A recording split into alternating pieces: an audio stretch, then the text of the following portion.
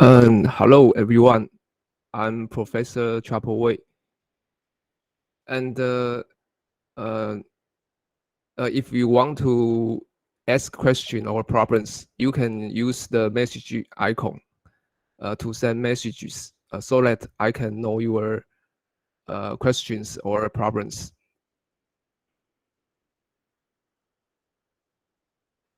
And you can go to the course website. And this course is computer programming. And this week, we will this week the class is online, and for the next week we will go to the classroom. So remember that next week we will go to the classroom, EC 3012. And I will introduce some rules of our course. And I have two emails. If you want to contact me, you can use the first email. And when writing email, remember to mention your name, your student ID, and the class. And if you want to send assignments, then you can use the second email. And this course has 4 teaching assistants, and I list their names and their emails. If you have problems of the assignments, you can contact the teaching assistants. They will be happy to help you. And there are 2 time slots of TA hours. The first time slot is on Tuesday from 16 to 18. And the second time slot is on Wednesday from 13 to 15. And the location is at EC 8011. And the URL of our course website is bit.ly/nsysu-prog-en-2021. And you can go to the course website to download the slides of this week. And I also list some online IDE. And later I will explain what is IDE. And before sending assignments, you can use online IDE to check your programs.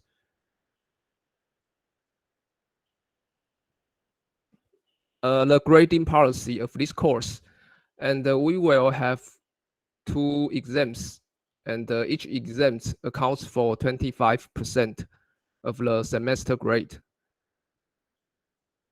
And we also have we will have a quiz every week.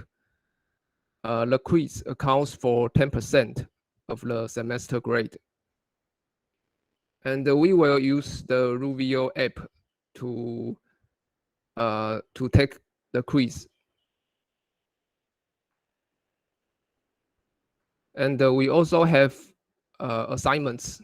There will be 5 assignments, and the 5 assignments account for 40% of the semester grade.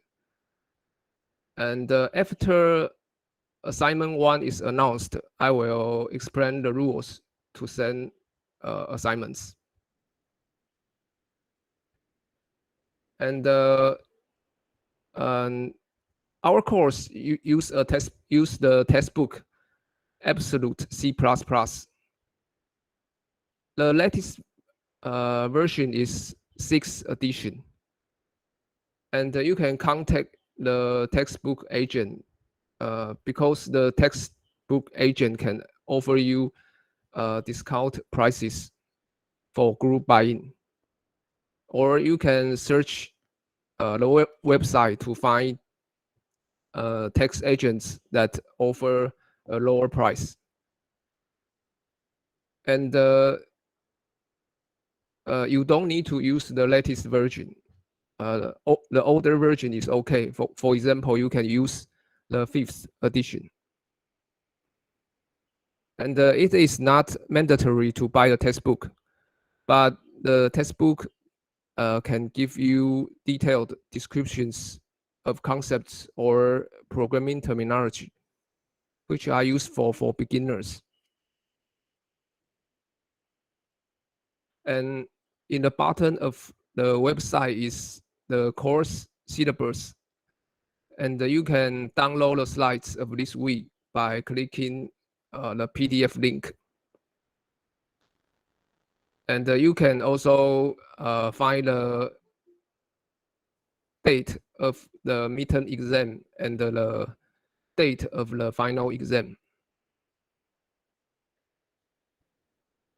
And next, let's take a survey because I want to know your programming background of programming. And we will use the Ruvio app to take the survey. So you can use your mobile phone to download the Ruvio app. To do this, you can open the App Store and search Ruvio. Then you have to install the app. After you install the app, you can search our course. Our course is 110-1 computer programming. And if you cannot find our course, you can manually enter the course code. And I copy the course code and I paste it in the message. You can use copy and paste. And the account of Ruvio is your student ID followed by mail.nsysu.edu.tw. And this account is not your school email. This account is automatically generated by the Ruvio system. And if I already input your student ID, so most of you do not need to register new accounts. But if you really need to register a new account, remember to use your real name so that I can know who you are. And the password is 123. You can modify the default password.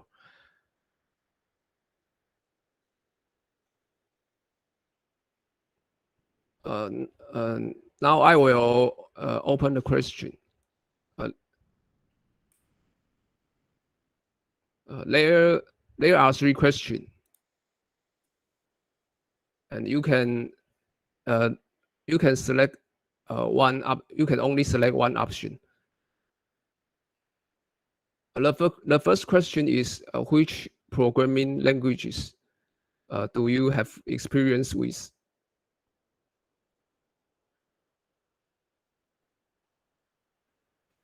And the second question is what is your programming environment? If you have experience with programming, what is your programming environment?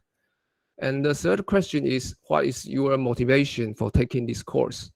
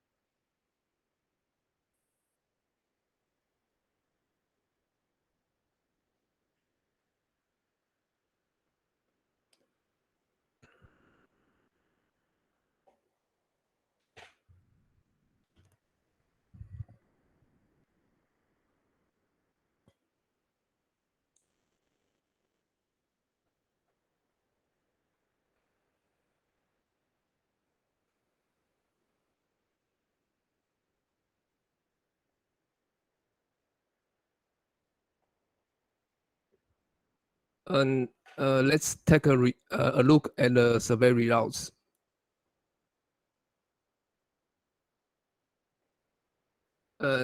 If you have problem using the Ruvio app, you can use the break time to test the Ruvio. And many people already have experience of programming languages. Maybe in the senior high school, you already learn how to program. And it is okay that if you don't have any programming experience, because this course is designed for beginners, we will start from scratch.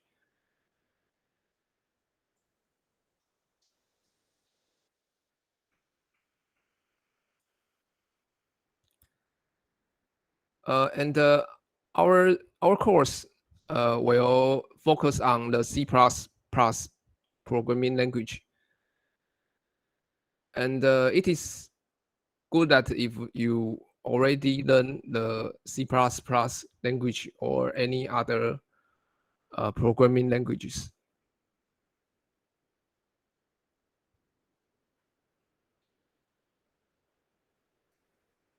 And the second question is about your programming environment. And I see that many of you use the Microsoft Visual Studio.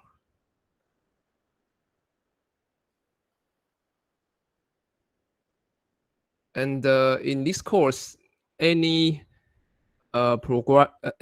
any programming environment is okay. You can use any programming environment to finish the assignments. And if you don't know what is the programming environment, and later I will introduce how you can set up your own programming environment.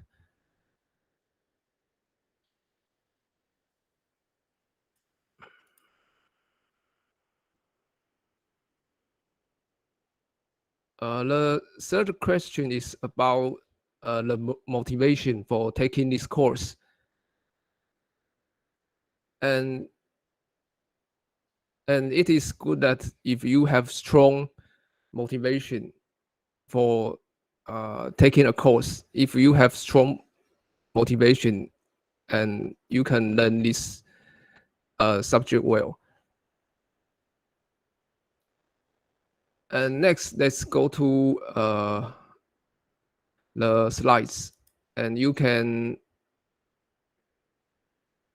go to the button of the website and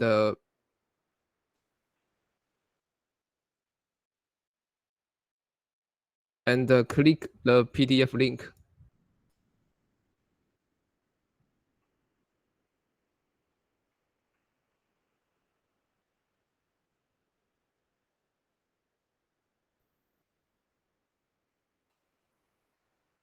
And first, I want to the goal of computer programming is to learn a programming language. And for this course, we are going to learn the C++ programming language.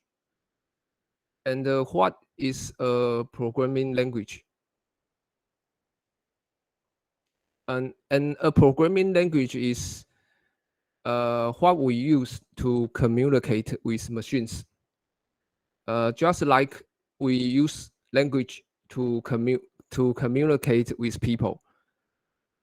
And there are many languages, for example, Chinese, English, Japanese, Spanish, etc. And there are also many programming languages. And in this course, our target is the C++ programming language. And later I will explain the reason. And because the machine only knows 0 and 1, where 0 stands for voltage low, and 1 stands for voltage high. A machine only knows zeros and ones. So if we want to communicate with machines, we have to write zeros and ones to communicate with machines. But it is very difficult to write. It is difficult for we humans to write zeros and ones. So we create programming language. A programming language is just like ordinary language, and there once we know how to use the programming language, then we can communicate with machines, and we can let the machines do what we want.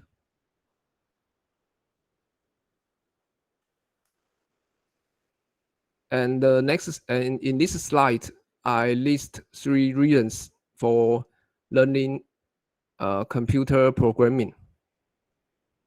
The first reason is that programming enables machines to do tasks for us. And as a result, if you can write programs, then you can automate repetitive tasks. And if you have this skill, you can get a good job. This is the main reason to learn computer programming.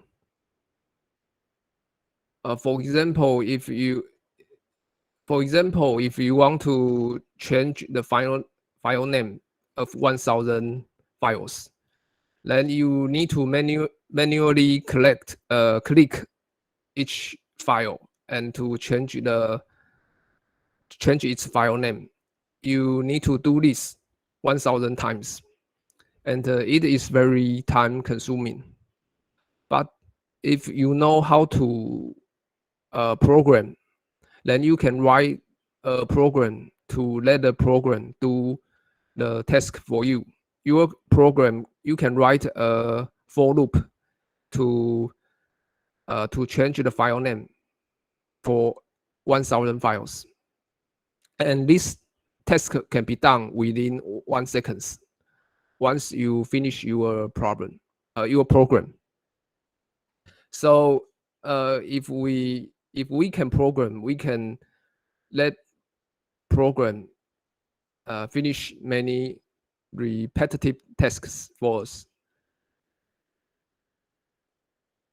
And the second reason is that programming requires you to think logically in order to solve problems. And to write programs, you need to write down each step. So it must be very clear. If there is anything that is not clear, then you will not be able to write programs. And the third reason for learning computer programming is that learning to program is a great practice for learning itself. And when writing a program, you will encounter many things you don't know. Then you need to search how to use a certain command or a certain function. And this is the process of learning. You need to learn how to solve your problem, and thus learning program is itself is a practice for learning.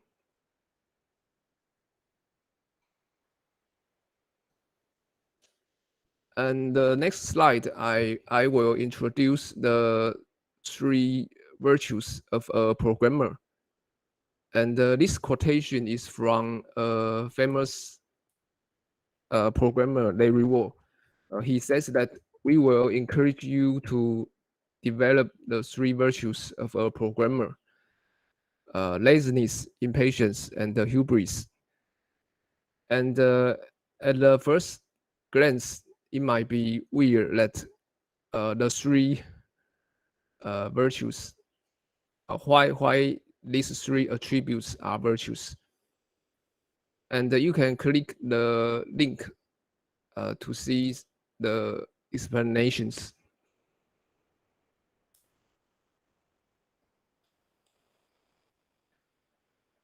And why laziness is a virtue. And because if you are lazy, you want to save your time. You don't want to waste your time doing repetitive works. And thus, if you can program, if you can program, you can let the program do the repetitive tasks. So laziness is one virtue for programmers. And the second virtue is impatience. And you for this virtue, this virtue enables you to write efficient programs. Because if your program is slow, then you will be impatient. And the third virtue for programmers is hubris. And this virtue enables you to write programs of high quality. Because if the quality of the program means your program is easy to read and easy to maintain. If your program is easy to write and easy to maintain, then your program is of high quality. And the programmers and the hubris programmers will write high quality programs because they don't want other programmers to look down on them. So hubris is a virtue for programmers.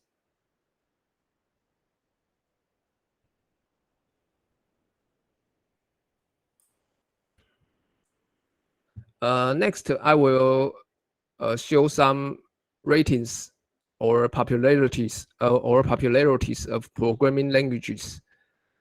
And you can refer to the TIOBE website or refer to the IEEE Spectrum website.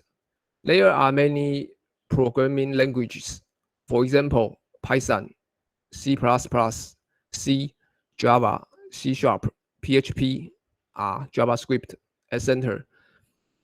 And now the most popular programming language, I think, is Python, because Python is easy to learn and easy to write. And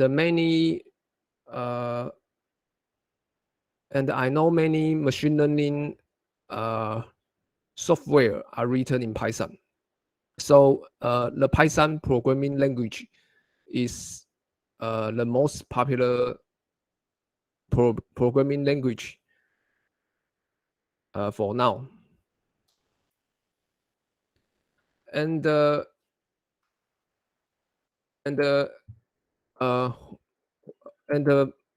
are not going to learn Python, and we are going to learn the C++ programming language, because we are in the electrical engineering department, and we need to interact with hardware.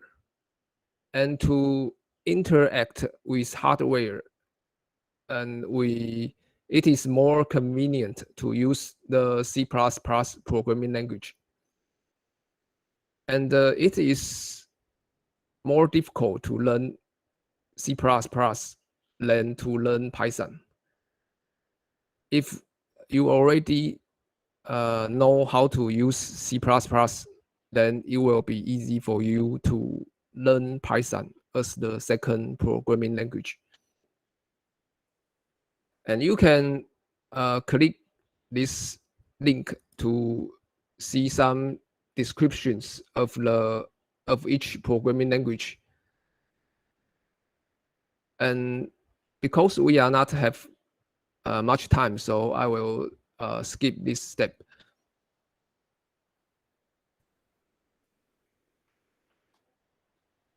And next, let's talk about the evolution of programming languages.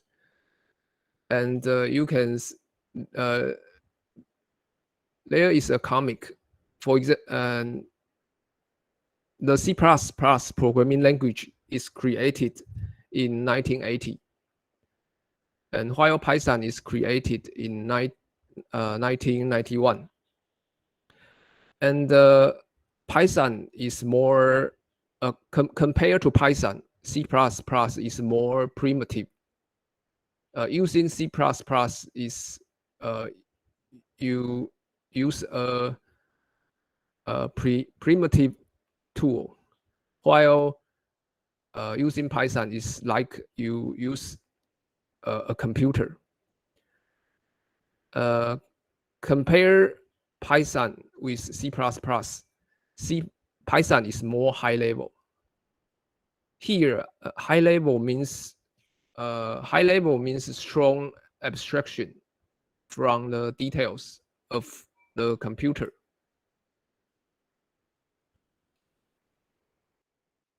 And if we use Python, we don't need too many low-level details about the computer.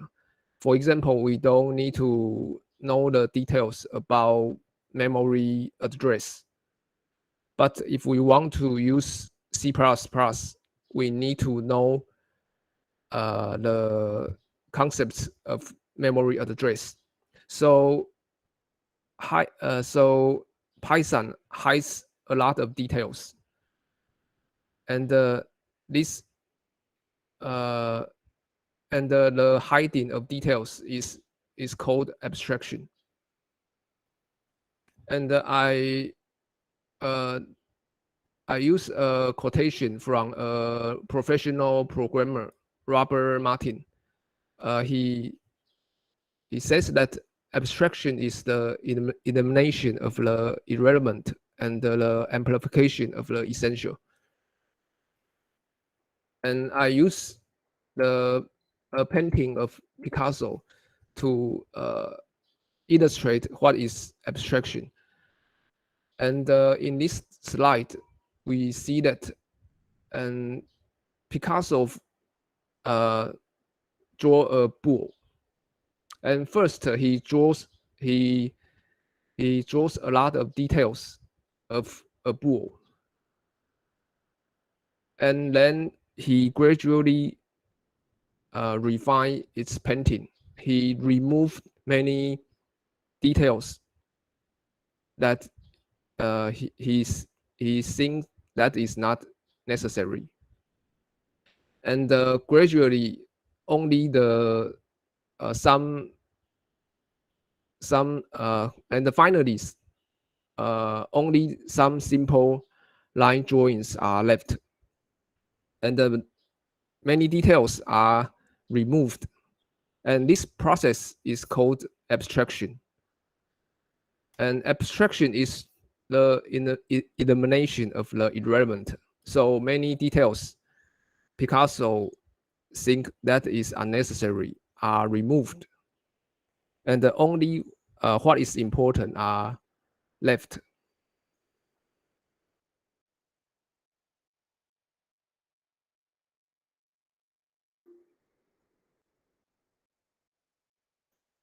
And next, I will use a comic to illustrate programming.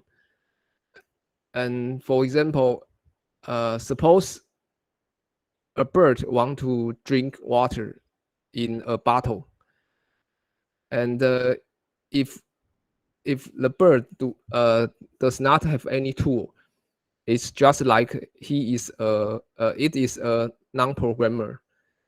It need to collect many stones to level up the water surface so that it can drink the water. So the first comic is like a non-programmer, and the middle figure is the bird have a tool. The bird have a straw, so he can directly drink the water. And this situation is like a programmer. If we know how to program, then we have a strong tool. We can use the tool to do tasks for us. And the right hand side figure is about Python programmer. Because Python is easy to write, so it is even easier to drink the water. You can sit in a chair and use a flexible straw to drink the water inside the bottle.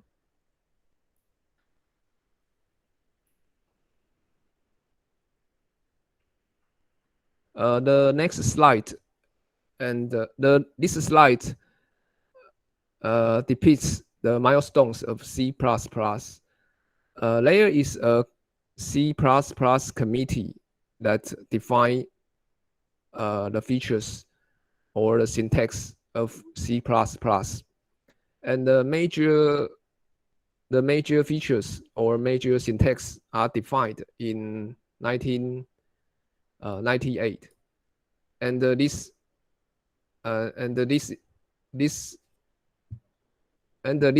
specification is called C++ 98. And in our course, we will in this course we will focus on C++ 98, and some new features are more advanced and will not be covered in this course because our course is for beginners. But we will cover some essential and common features of C++. And in this slide, I use two examples to compare C++ with Python. And in this example, we want to create an array. I won't go into the details because in the later weeks we will going to learn array. So I will not go into the details today. And if we want to create an array, it is easy to do this in Python. You just write one line, then you can finish the task. But if you use C++, there are 3 methods in C++ to create an array. And each method has its own limitation. And you can see that it is more difficult in C++ to create an array. So the advantage of Python is that it is more easy to write and easy to read. So Python is Python is easier to write than C++,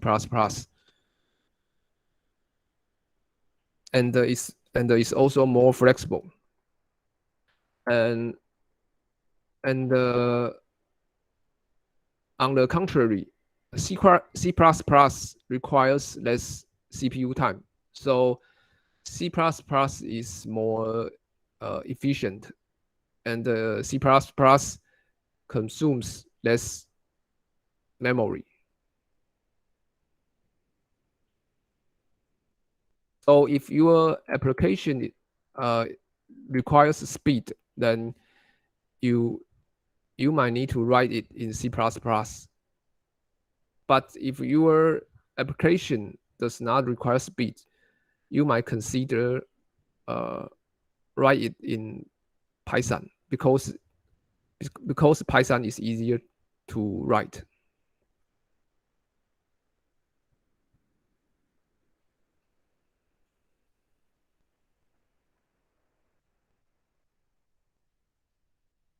And next, I will compare the C programming language with the C++ programming language. And in fact, C++ include all the features of the C language. And C++, the difference between the two languages is that C++ support object-oriented programming. So C++ has some features to support the object-oriented programming, whereas the C programming language do not have such feature. So if you know C++, then you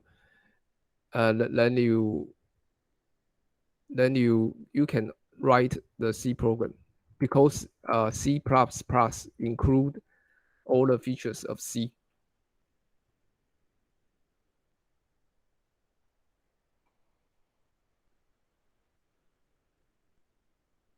And finally, I want to mention that the importance of clean code. And I use a quotation from the professional programmer Martin Fowler to illustrate the importance of clean code. He says that any fool can write code that a computer can understand, but good programmers write code that humans can understand.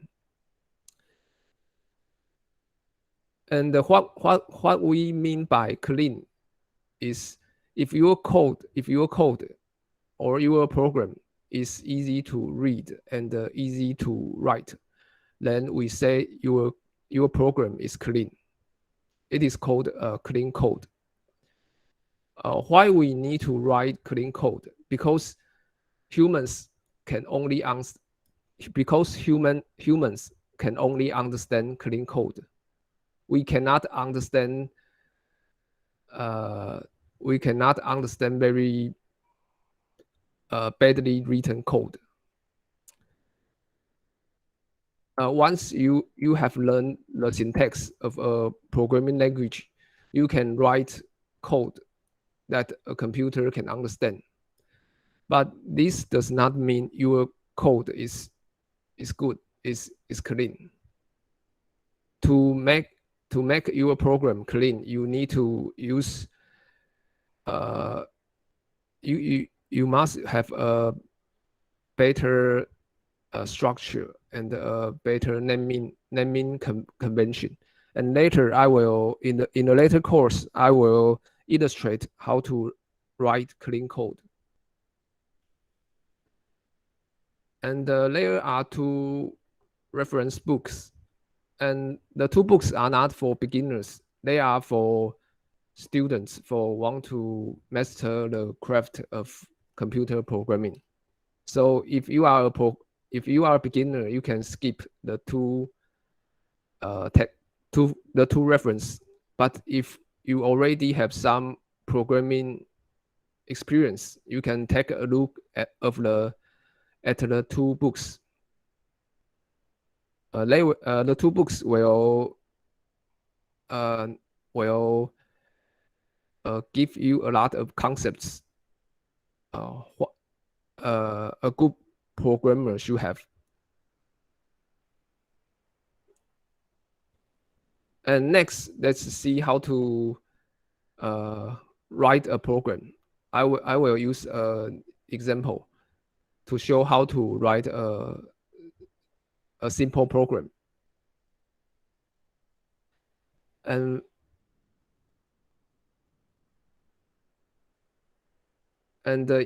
I assume you already have the programming environment, and later I will explain what is a programming environment. I assume that you already installed code blocks. Then you can create a new file. And here we select C source. And then you need to enter a file name. And you can choose any file name you want. For example, the file name is hello world. Then we can start to enter our program.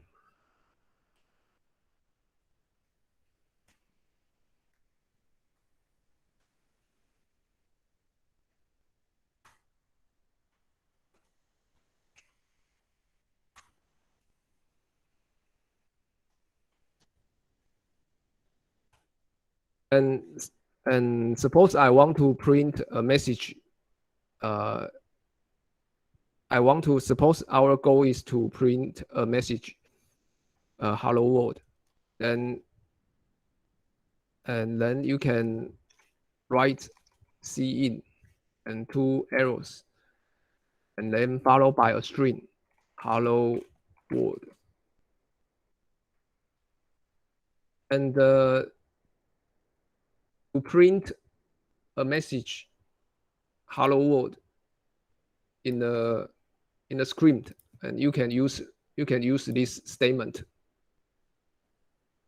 And I will in the next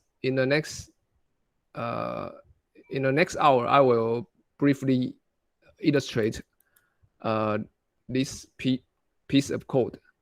And for now, we just execute this program to see how it runs.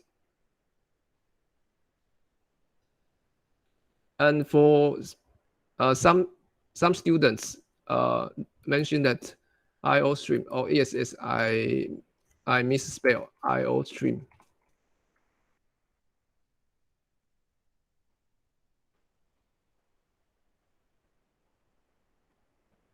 This is C out. It's a C out.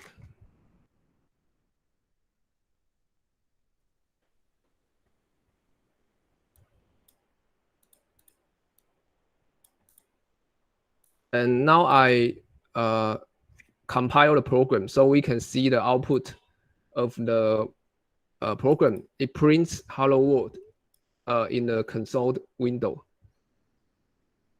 And if your syntax is wrong, for example, my spelling is wrong, then you will not be able to run the program because the compiler will gives you error messages.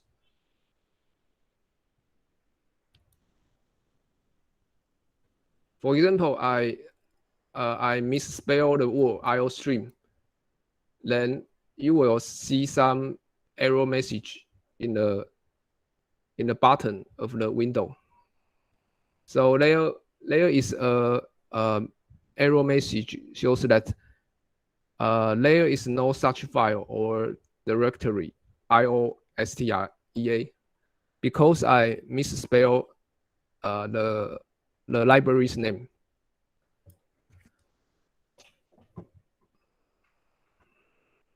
And in the next hour, I will introduce this simple program. And for now, I will introduce what is the programming environment. And the programming environment consists of two components. And the first component is a text editor. And we use the text editor to edit text, just like this one. I use the text editor to write the programs.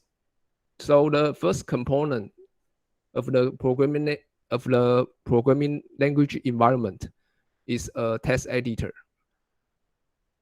And in fact, you can use any text editor to write a program, such as you can use the Notepad or the Notepad++ to write your own program.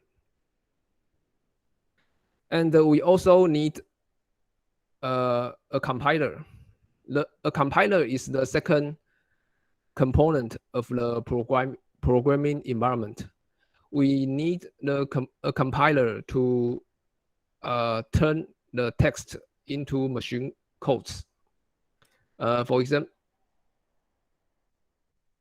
and there are many compilers, such as MINGW or GCC or Microsoft Visual C++. And we will the goal of a compiler is to translate our text into machine code, and the process is a bit complicated, and I won't go into the details. But if you are interested in the compilation process, you can take a look at this link.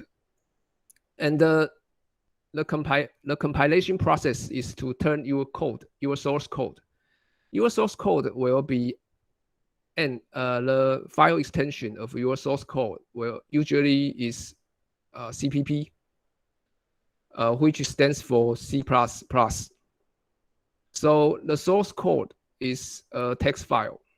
You can use any text editor to edit the source code. And the file extension of the source code is usually CPP.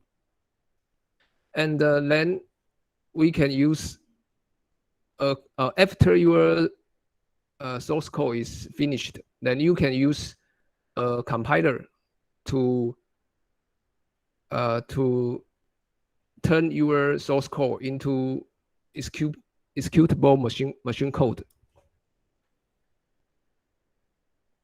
And the compilation process is a bit complex.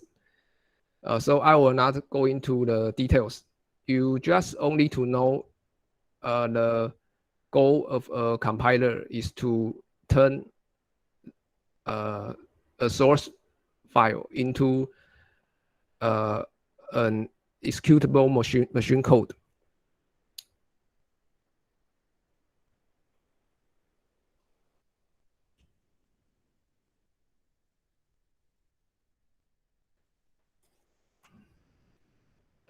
And the combination of a text editor and a compiler is called the IDE, the Integrated Development Environment.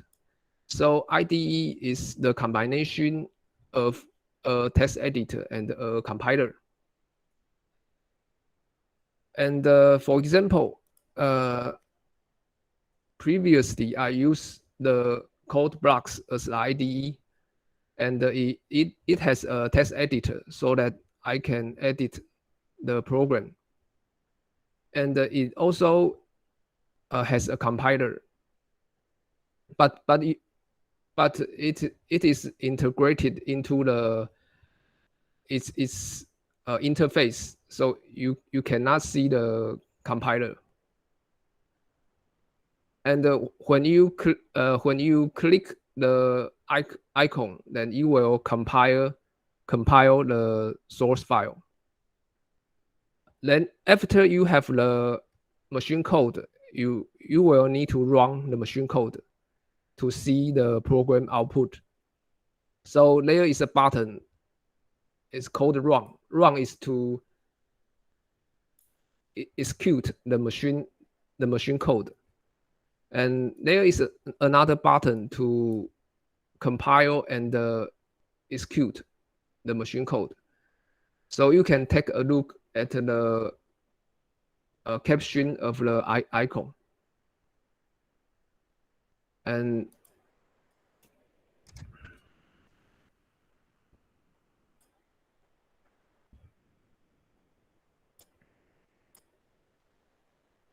and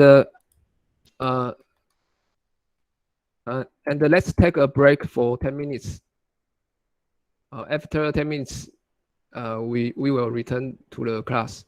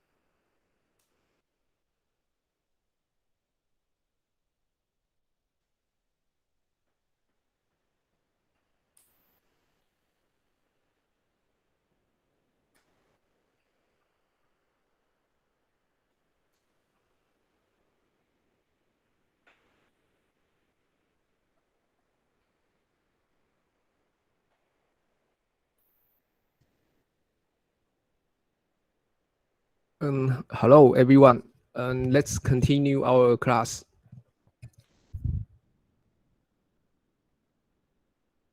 And if we want to program, we need a programming environment, and this environment consists of two components. The first component is a text editor, and the second component is a compiler. The text editor allows us to edit the text, while the compiler turns the text into machine code.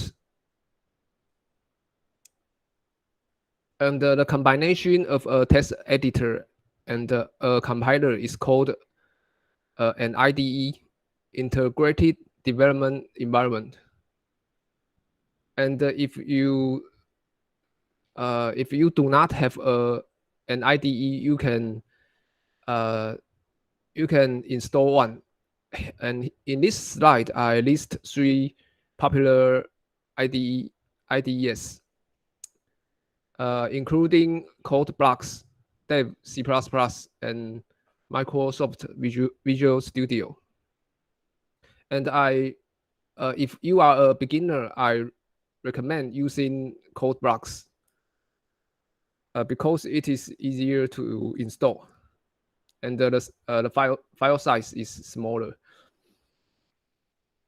And because Dev C++ is no longer maintained, so I do not suggest that you use Dev C++.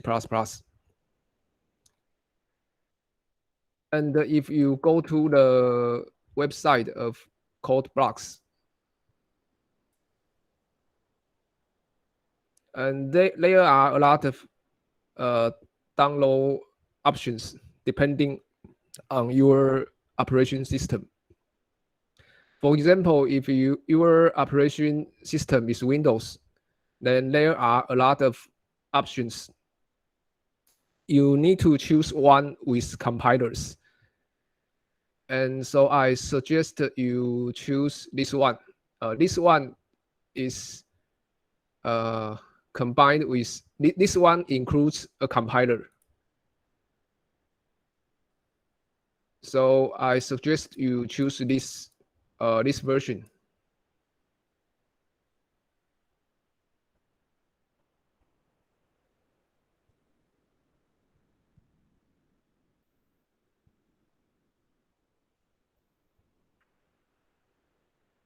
Then let's return to our first program, the Hello World program. I will briefly explain what this program does.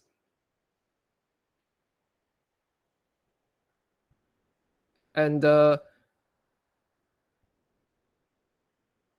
for this program, we want to print the message of Hello World in the screen, and the screen, the black screen is called a console.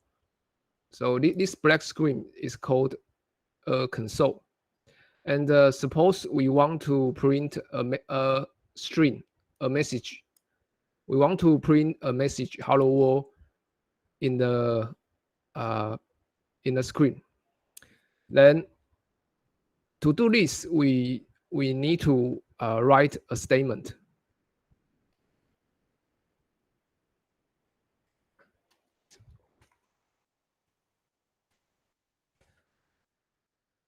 And some student ask, is it okay to use Visual Studio as an IDE? And it is okay to use Visual Studio. In fact, any IDE can be used. But for beginners, I would suggest block code because it is easier to use. And suppose we want to print a message of "Hello World" in the screen, then we need to write down a statement. And this statement is CR followed by two arrows. And note that there is no space between the two arrows. There is no space. If you insert a space, then this is it will cause a syntax error. And here, cout is a predefined words in C++. And here, cout means the standard output. Cout means the standard output because we want to print message in the standard output. So here we write down cout. And the cout is followed by two arrows. And these two arrows is called an operator. And followed by the operator is the string we want to print. And the string is, and the in C++, a string is inside the double quote. So to type the string, first you need to type a string. First you need to type the double quote. Then you put your message inside the double quote. For example, I want to type hello C++.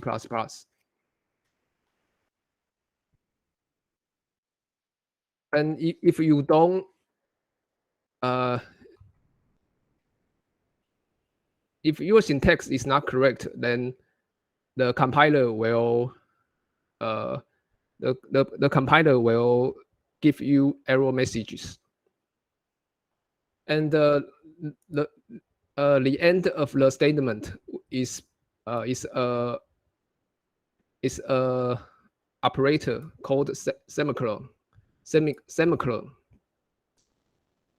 And every statement will be end by a semicolon.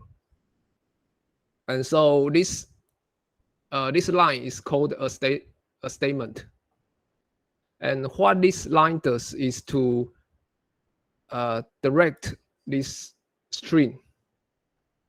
You note the direction of the two arrows.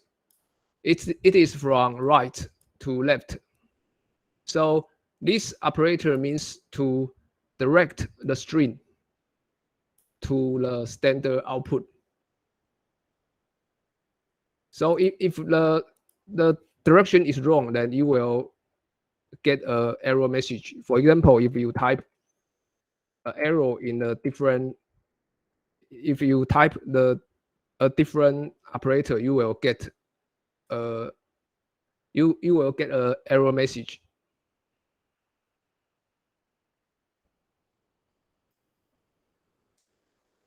And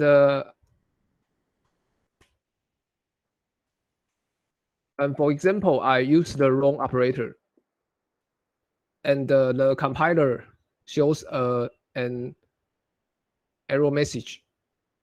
And the error message is that no match for operator, because this operator does not support this type of usage. So you can pay attention to the error message the compiler generates. It will give you a lot of information.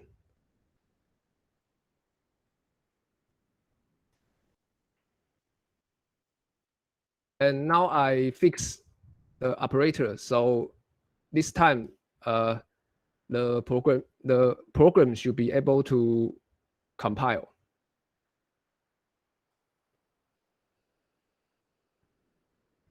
And you see that, and the program output is hello C++.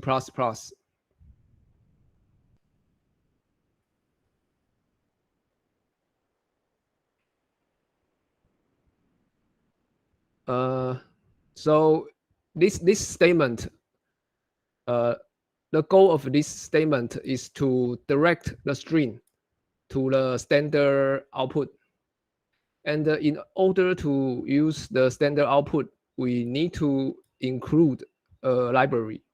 So in the first line, we need to include the IO stream library, because the cout the standard output is defined in this library. So in order to use cout, we need to include the IOString library.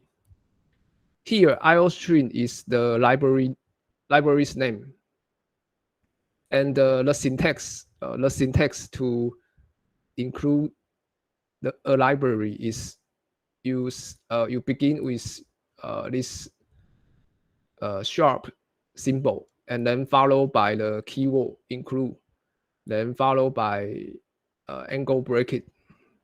Then inside the angle bracket, you inside the angle bracket is the library's name. Because we want to use cout, so we include the IOString. If you skip this line, then you will get warnings or error messages. Or you can test if I delete this line and compile to see what happens. And for example, if I delete the first line, and then the error message is cout was not declared in this scope, because cout is a variable, and it needs to be defined first. So if I don't include the IOString library, then the compiler is not able to find the where cout is defined. So in order to use cout, we need to include the IOString library. And the second line using namespace std, and you can skip this line first. You can assume you can skip this line first, because it is a bit complex. Later we will return to this line. And every program will have a main function, and the fourth line is the definition of a main function. So later we will in the later course, in the later class, we will introduce what is a function and how to define a function. And for now, we just assume a function is has this form. And you will see a parenthesis. If you see a parenthesis and the name before the parenthesis is the function name. So main is a function because it is before a parenthesis. So main is the function name. Then the definition of a function is between two braces, and you see after the parenthesis there will be two braces, the left brace and the right brace, and between the two braces is the definition of the main function. And the definition of the main function is what we want to do. We want to show a message in the screen. So in the definition of the main function, we write a statement, cout hello C++. And after this statement, finally, we need to write another statement. This statement is return 0. And this statement means after you print a message in the screen, then you will send the status of your program to the operation system. If your program is successfully finished, then the operation system will receive 0. And usually 0 means your program is successfully executed.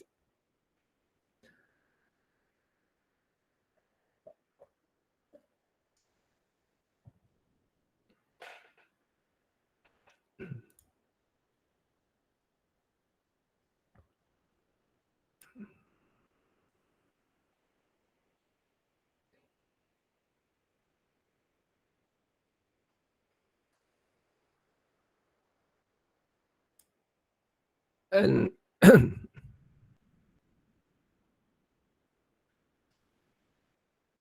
so after the class, you can, so after the class, if you don't have an IDE, you can start to install an IDE and to start to write a simple program. And next, we will going to introduce the basics of C++.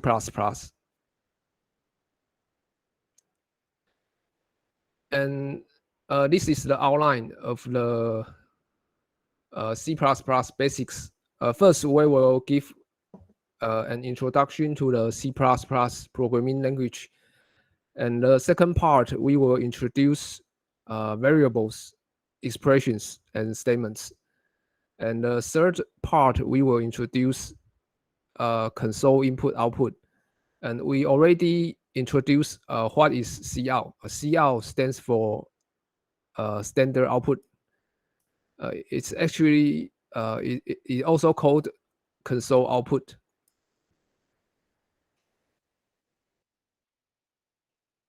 And in this slide is the flow chart from problems to solutions. And suppose we have a problem, and we want to use programming to solve this problem. Then what will we do? And for given a problem, usually you will have an idea to solve the problem.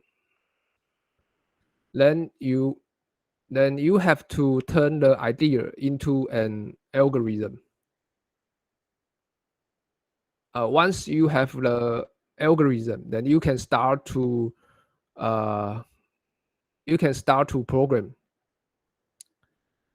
And our course is to teach you how to transform your algorithm into programs. So what programming do is to turn your algorithm into a program. And once we have a program, we can use a compiler to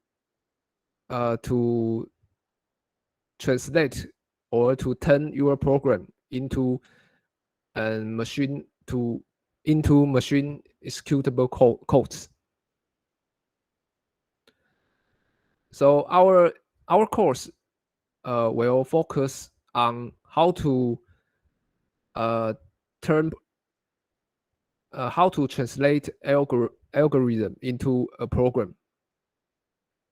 And but you might wonder why how to produce the algorithm. And if your problem is very simple, it will be very easy for you to think of a program to solve the problem. But if your problem is very difficult or very complex, then you might need more advanced algorithms. In such situation, you need to search suitable algorithms for your problems. And how to design algorithms is not the focus of our course. If there are courses on algorithms, on how to design efficient algorithms to solve problems. But this is not the target of our course.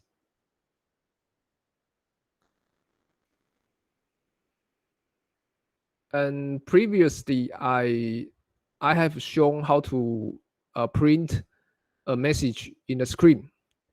And the program in this slide is more advanced. In this slide, it introduce a variable. And to introduce a variable, we need to declare. In order to use a variable, we need to declare a variable. And so in order to declare a variable, we need to write down the type of the variable. For example, I want to declare a variable whose type is string. So first, I write down the variable's type, the data type. The data type is string. So first, I write down the data type. And in this example, the data type is string. And followed by the data type is the variable's name. The variable's name, you can decide any variable's name. And here I use language name. This is a variable. A variable will be used to store values. For example, I will store a string C++ in this variable. And I will use the equal operator to assign the C++ string to this variable, to the string variable language name.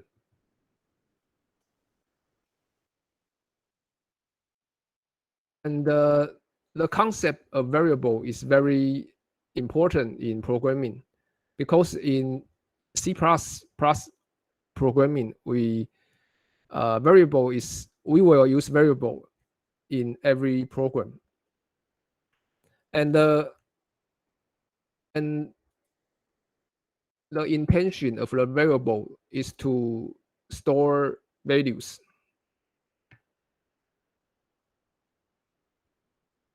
And some students ask a question, and I will illustrate. I will answer your question later.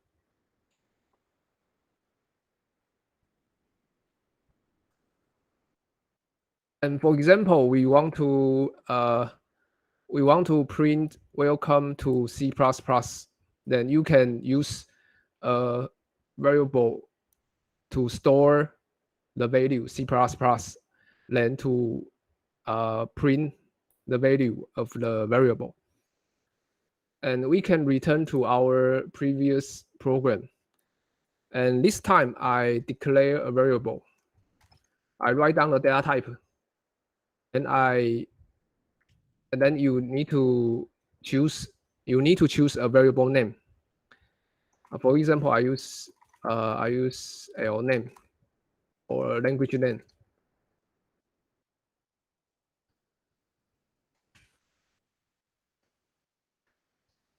And then you need to give value to the variable. For example, I want to give the string. This value is a string. I give this string as the value of the string variable. And I want to print the value of the variable. So you can use this operator and to show the value of the variable.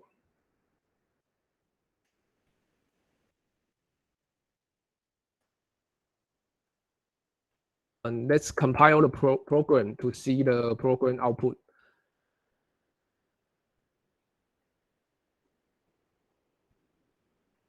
And you see that the program outputs hello C++. And because I didn't input a space, so you will see hello is followed by C++. But usually we will input a space to separate the two words. And you can also change the value of the string. For example, you can change it to Python. And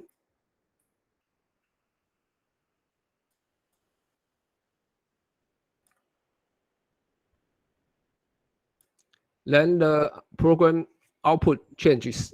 Now the program outputs hello Python.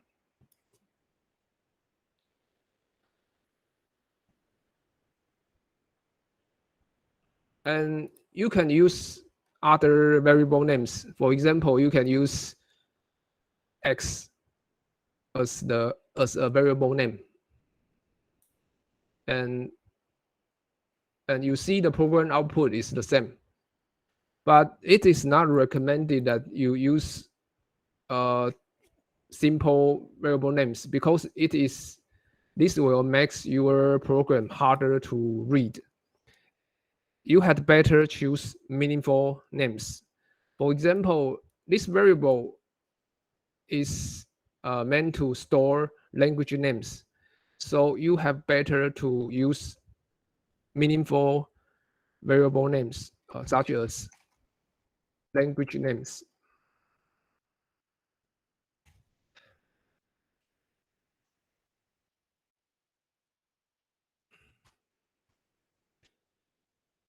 And the IDE provides some service. For example, I type LAN, then there will be a window that pop up the language name. You will automatically complete the language name. So I want to type the entire names. I simply type LAN, and the IDE will perform auto completion. So it is convenient if you use an IDE. You don't need to worry about long variable names, because the IDE will automatically complete the variable name.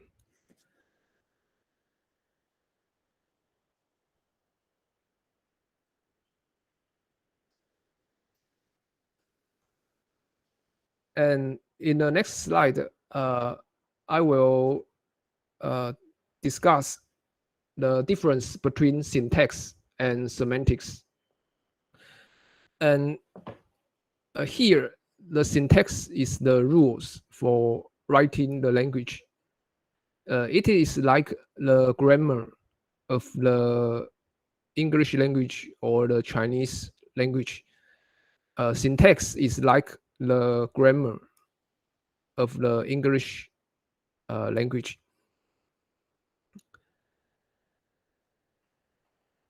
If you don't follow the syntax to write program, then the compiler will then the compiler will tell you where is the error. So syntax error is easy to find, because if you don't follow the syntax, then you won't be able to compile your program. And for example, if I do not type a semicolon in the end of a statement, then if I compile the program, then there will be an error message. This error message is at line 7, and the error message is that it is expected and a comma or a semicolon before count. And so this is this error is a syntax error because I do not follow the syntax of the C++ programming language. So if you make a syntax error, then a compiler will find the error. So it is easy to it is easy to find the syntax error because the compiler will tell you where the error is.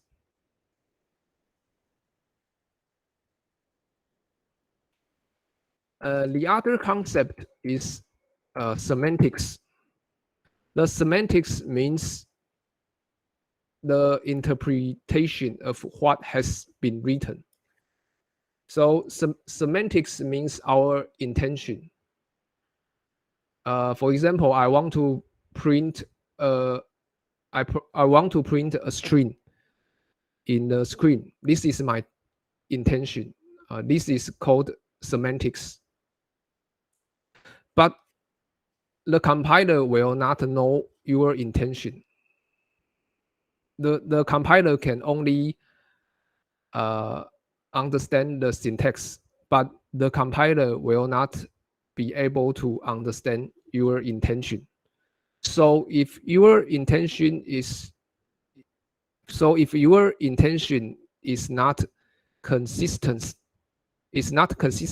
with the syntax, then there will be a semantic error. And therefore, semantic error is more difficult to find because compiler will not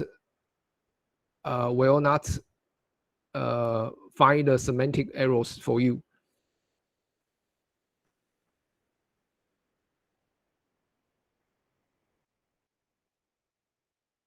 And in every programming language has its own syntax. And we are going to learn the syntax of the C++ programming language.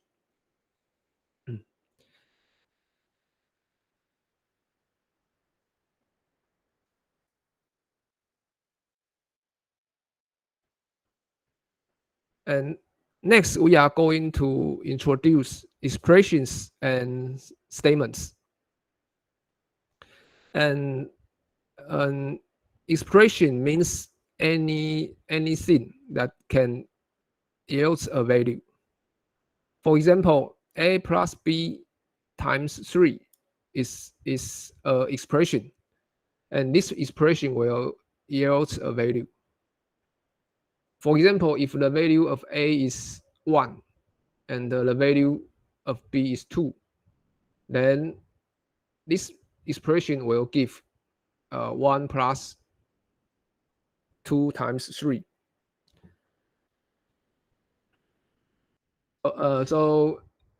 This is an arithmetic expression. It performs arithmetic operations. And the second one is comparison. If you compare two variables or you compare two values, it will also yield a value. So comparison is also an expression. And the third example is you call a function. Recall that if you see a parenthesis, then before the parenthesis there is a name. Then this means we are calling a function. So here we are calling the sign function, and the input of this function is 3. So in fact, this in this example, we send the value of 3 to the sign function, and the sign function will output a value. Then this value is added to 7, and And this is also an expression. And the fourth example is assignment. Here in this example, we assign the value of b to variable a, and the assignment will also yield a value. So assignment is also an expression.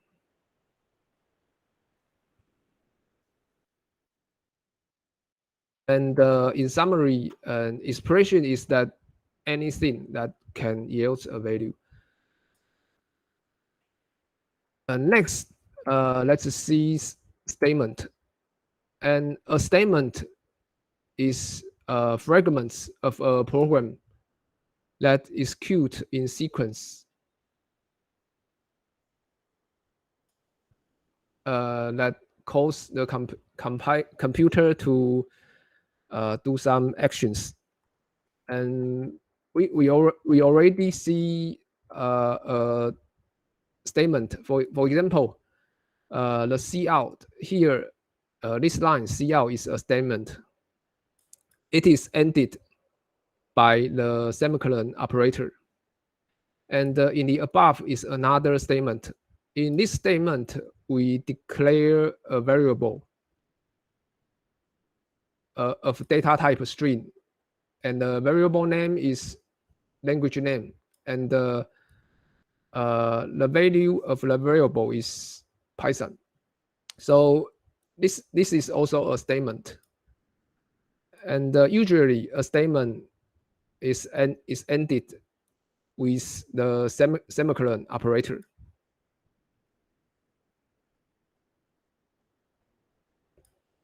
There are the first example declares a variable. The data type of this variable is int, which means integer.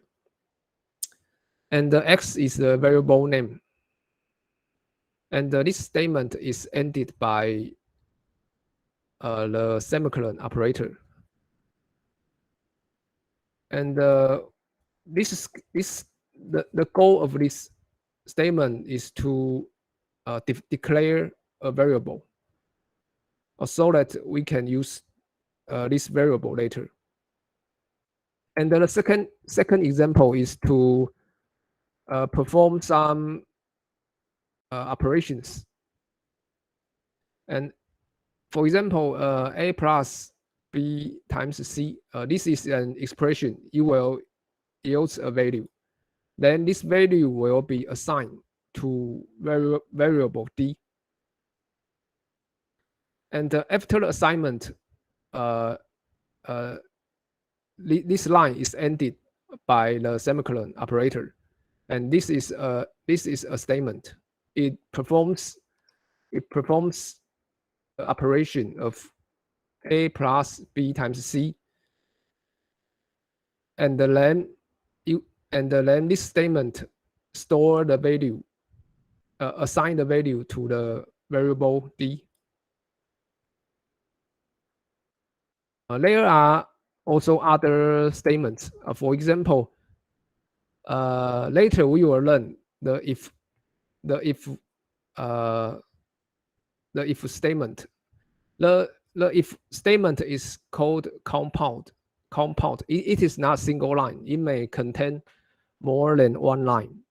And in this case, for compound statements, the statements will be inside the braces, the left brace and the right brace. So this type of statement is called a compound statement. It is inside the braces, and it can be more than one line.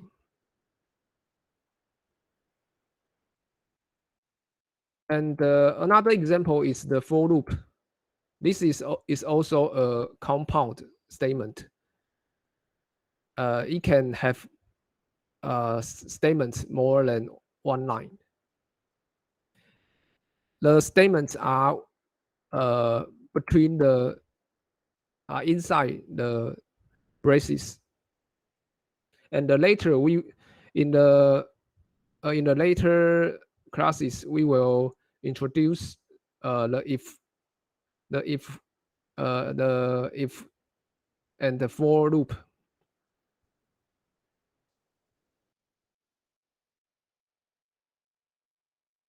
And in this slide, I will introduce you how to define a variable. And to declare a variable, we must follow the convention of C++. And the name of a variable is called an identifier. And so identifier is the variable name. And in C++, there are some rules for in C++ to define the identifier or to define the variable name, you must follow rules. And the rules is that the variable name can only contain three characters, letters, digits, and the underscore symbol. And the letters are A, B, C, D, either in uppercase or lowercase. So this is the first type of character you can use. The second type of character is digits, from 0, 1, 2 to 9. And we can also use the underscore symbol. And the underscore symbol is this. We can only use the three types of characters to define a variable name. So you cannot use other symbols. For example, you cannot use the percentage sign. You cannot use the dash symbol. You cannot use the dot symbol as the character of the variable name. They are all illegal. So to define a variable's name, you can only use three types of characters, which are letters, digits, or the underscore symbol. And there is one additional rule. The additional rule is that the identifier must begin with either a letter or the underscore. The variable cannot begin with a digit. So if your variable name begins with a digit, then it is not legal. So 3x is not a legal variable name because it begins from a digit. You can only use digit. You cannot start your variable name with a digit. You can only start your variable name with a letter or with the underscore. So I give some examples of legal identifiers and some illegal example of identifiers. And for the first one and the second one are illegal because they are begin with digits, which are illegal because the C++ assumes that the variable must be start with a letter or the underscore. And the third example is illegal because it contains a percentage sign it contains a percentage symbol. It is not legal to include this symbol. And the fourth example is also illegal because it include the minus symbol. And uh, the fifth example is also illegal because the variable name contains the dot symbol. And similarly, the last example is illegal because it contains the dot symbol. And the reason why we cannot use this symbol because these symbols has other meanings. For example, the minus symbol will be used for subtraction, so you cannot use this symbol as the variable name. Otherwise, the otherwise the otherwise you will confuse the compiler because because if it is legal to use the minus symbol as the variable name, then the compiler need to decide this minus symbol is for subtraction or for variable name. And thus we cannot use symbols other than underscore as the variable name.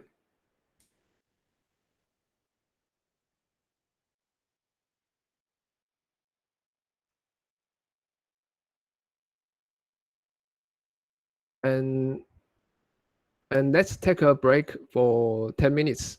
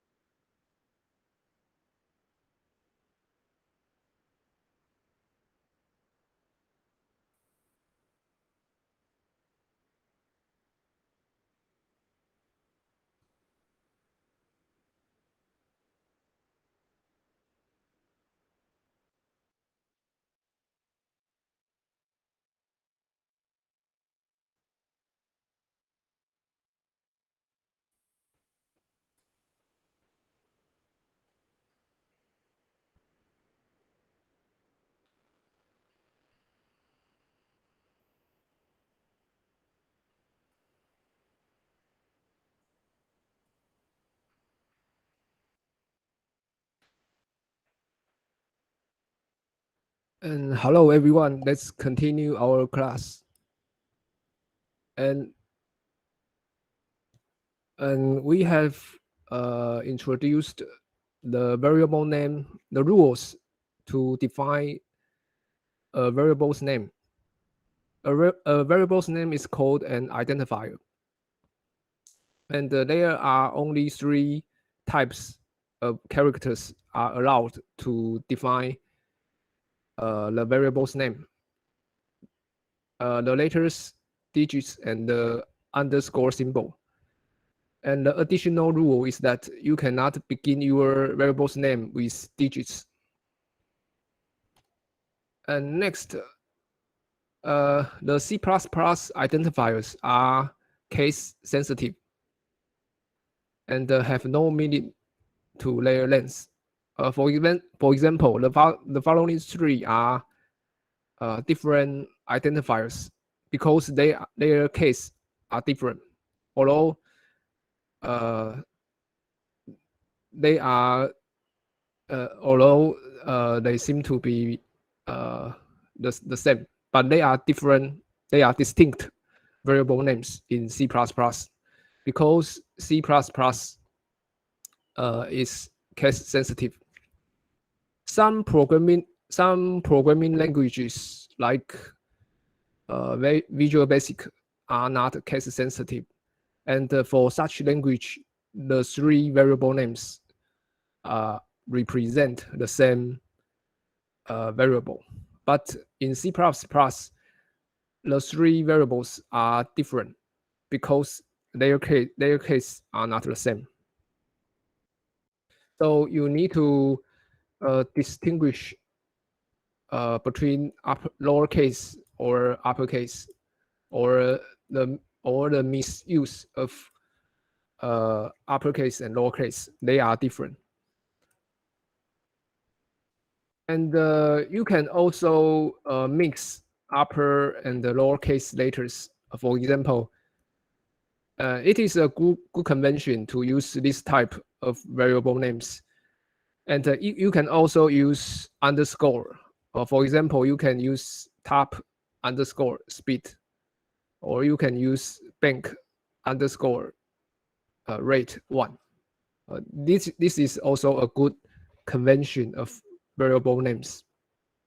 You don't use simple variable names like X, Y, or Z. Such simple names does not carry any meaning, so it will make your program difficult to understand. So when we write programs, we had better use meaningful variable names. And it is very important to use meaningful variable names or function names, because if your program is not readable, then it is not possible to maintain your program. And next, and we will introduce keywords and predefined words. Here, keywords or reserved words are special identifiers defined in the C++ programming language. And keywords is like if, for, go to, switch, return, or data types such as integer, short, long. This primitive data type are keywords. And you can see if you go to the IDE, you will see the keywords will have different colors. For example, int is keyword, and using is keyword, and return is keyword. And keyword will have a special color to highlight it is different from usual variable names. And so we cannot use keywords or reserved words as variable names. And if you do so, the compiler will issue error messages.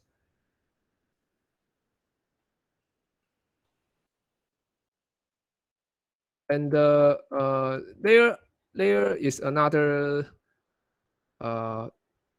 category of variable names called predefined words, such as cin and cout.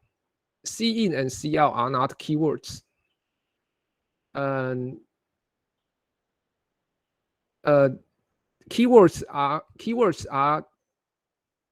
predefined in the core C++ language, but predefined words such as cin, cout are defined in the library, in the IOString library. And the IOString library is not in the core of the C++ language. So cin, cout are not keywords. They are predefined words. And you are allowed to use cin and cout as the variable name, but it is not suggested to do that. It is not recommended to do that because you will confuse people reading your code. So you can redefine the predefined words. You can use cin and cout as a variable name without error messages. It is legal to do that, but it will cause confusion. So it is not recommended that you use predefined words as variable names.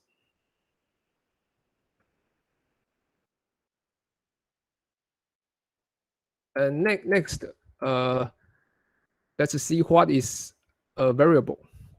A variable is a memory location to store data or value. And in C++, if we want to use a variable, we must declare it before it is used. And the way to declare a variable is like this one.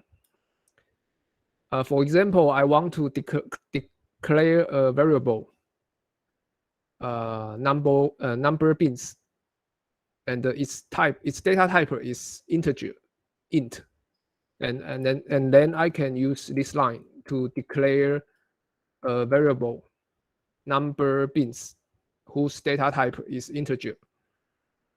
And the end of the line is a semicolon to end this statement. And you can also declare many variables in one line. For example, in this line, I declare two variables. The first variable is one weight. The second variable is total weight. Their data types are double. Later, we will introduce what is double and what is integer. So here, int and the double are data types, and follow the data type is the variable's name, and this line declares a variable, and this data type determines the memory size of the variable, and also determine its the type of the variable. Later we will see. You need to remember that before you use the variable, you must declare it. Otherwise, the compiler will issue error message. And in C++, there are primitive data types. These primitive data types are called symbol types. And there are four categories of data types. The first one is integers. And the second one is floating numbers. The type is characters, and the fourth type is Boolean type.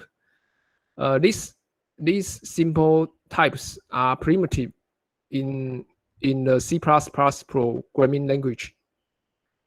And there are also other data types, and you can even define your own data types. And later we will in the later course we will show you how to define your own data type. But for now we learn. But for now, I will introduce only the simple types. And the first type is integers. Integers has many different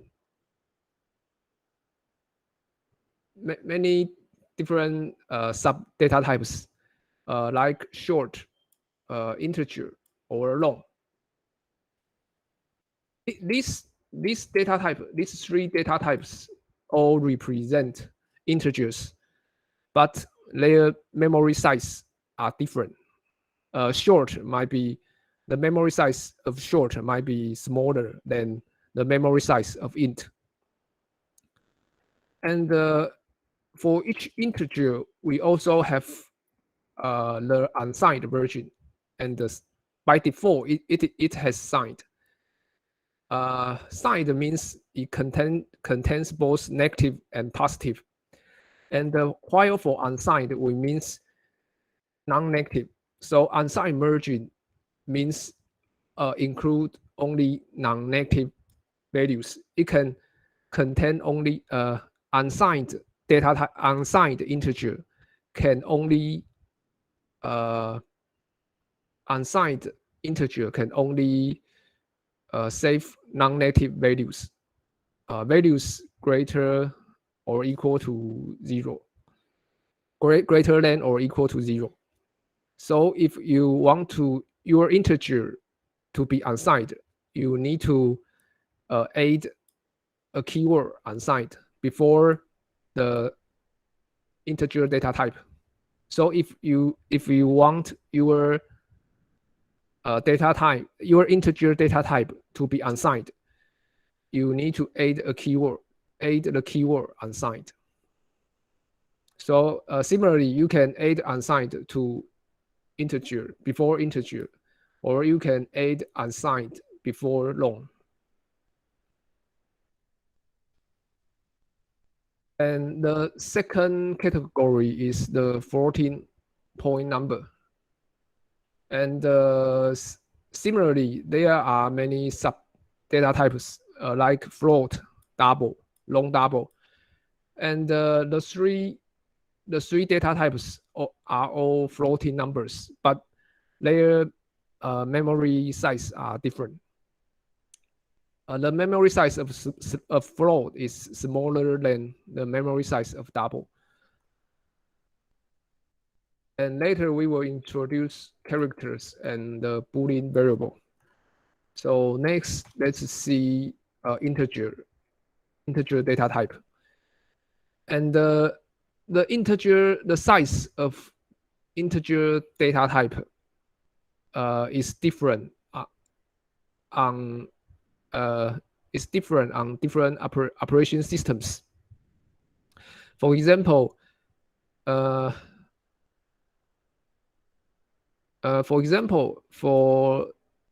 32-bit operation systems, the data type long has 4 bytes. But for 40-bit Unix systems, the data type long has 8 bytes.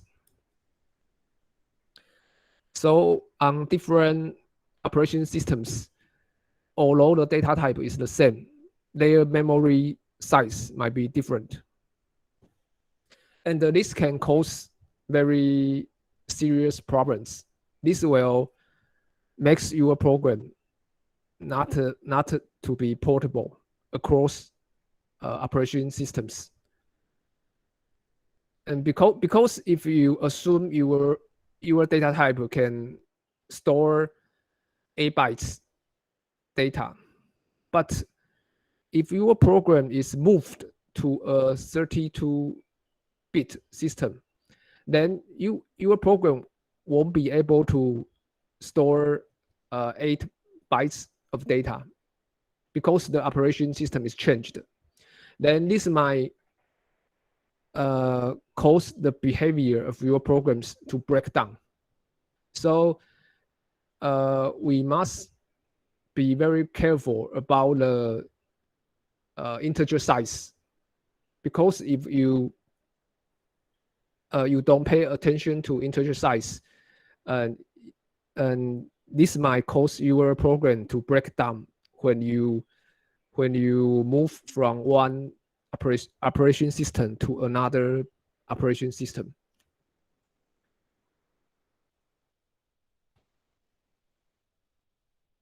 And the layer for the C++ committee defines fixed with integer types. So this has the advantage that it explicitly specify the memory size of the data type. For example, integer 8 underscore t is 1 byte. 1 byte corresponds to 8 bit. And when cross operation system, this will cause no problems, because this data type explicitly specify the memory size. The memory size is 1 byte. So, but previously, if we use long, you don't know the memory size, because the memory size varies with different operation systems. So if you want to write cross operation system programs, you have to make sure that you know the memory size. You know the memory size of your data type.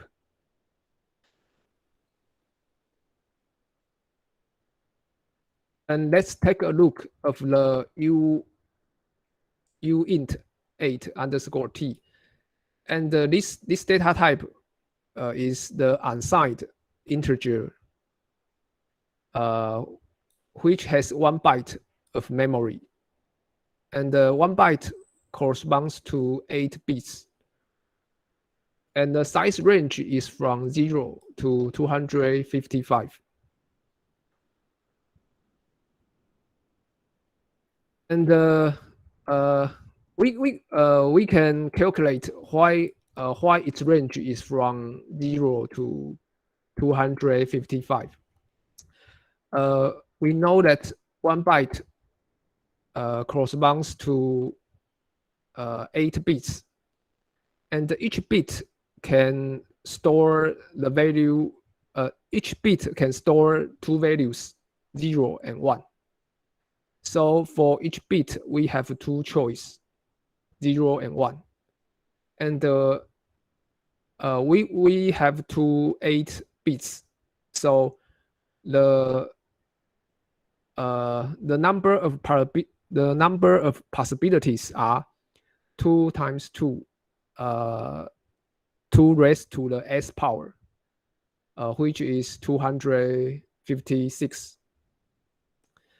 We will have 256 possibilities to store the value of the data of 1 byte. And the C++ programming language begins from 0. So we have we have 256 possibilities. So its size range is from 0 to 255.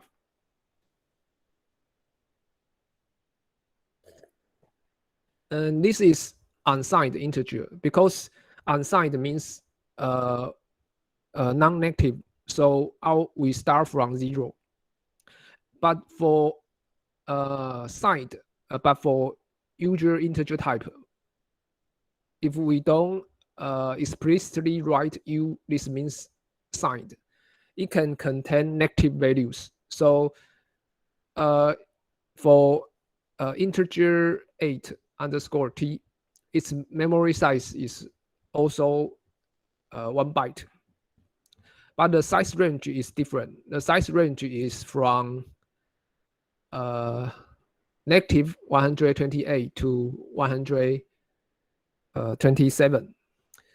And but you can check that the range from negative 128 to 127 is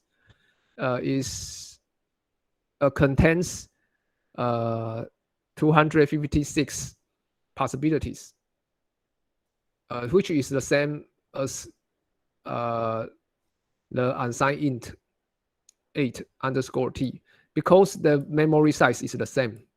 So because their memory size are the same, so the number of possibilities is the same. Both integer 8 and unsigned integer 8 can store 256 possibilities, but their range is different. For unsigned int, the range is from 0 to 255. But for integer 8, it can contain negative numbers. So it is from negative 128 to 127. And similarly, you can compute the range for integer 32. The memory size of integer 32 is 4 bytes, which corresponds to 32 bits. And you can use the same calculation to compute the range. You can use the same computation to compute the range of unsigned int 32, and also the range of the of int 32.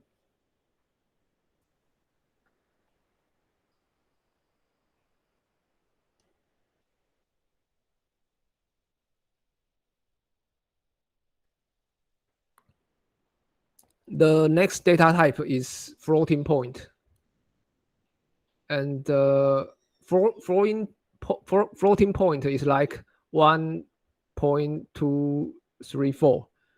There is a decimal point, and for floating point data type, there are 2 data types. The first one is float. The second one is double.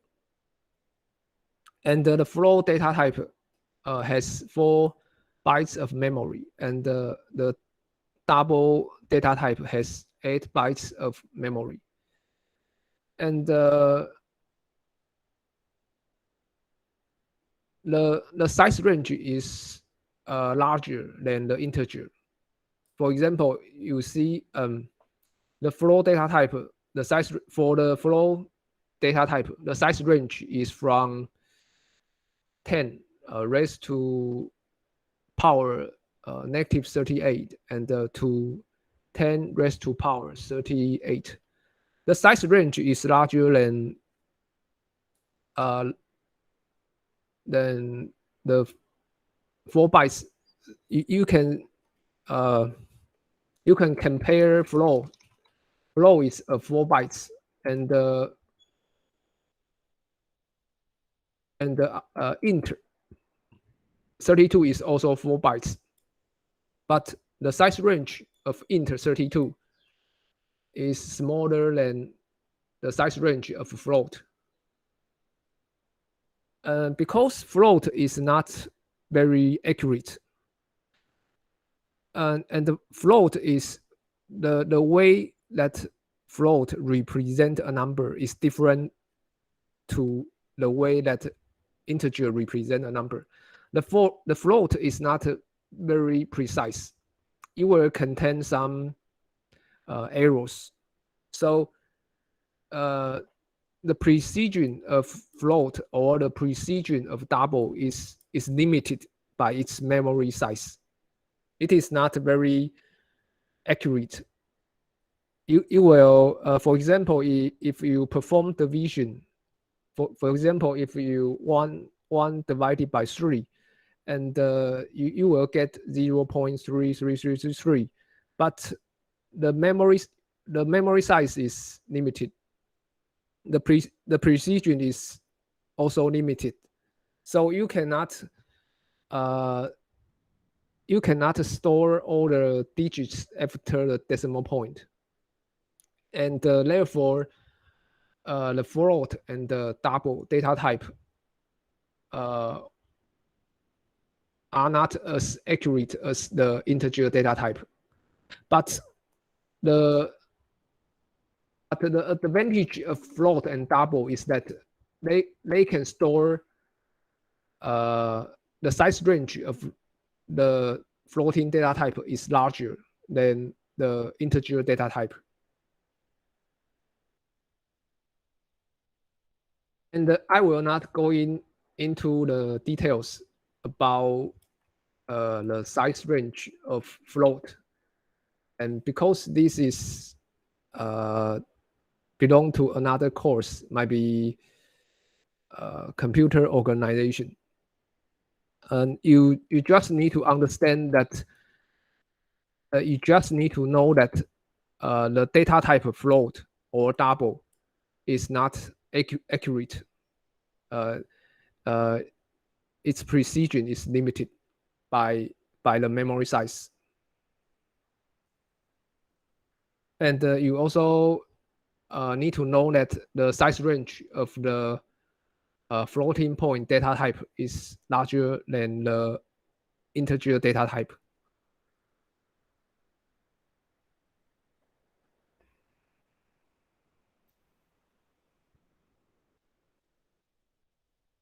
And if you want to see the size of the data type, you can use the size of operator.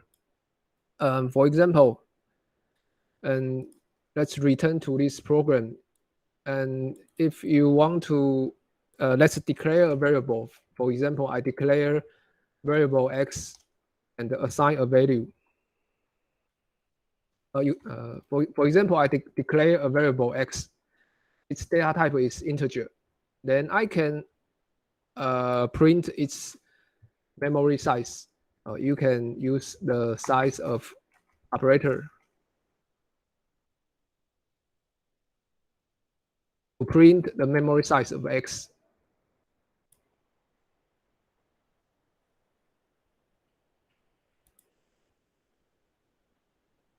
You see that the program outputs 4, which means on my operation system, the integer data type has 4 bytes.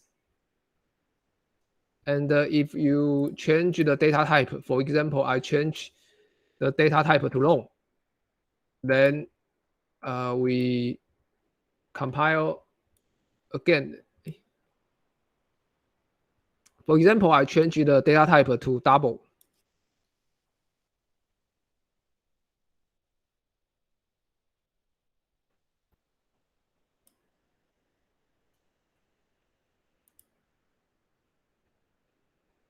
And now the program outputs 8. And this means the double has 8 bytes of memory.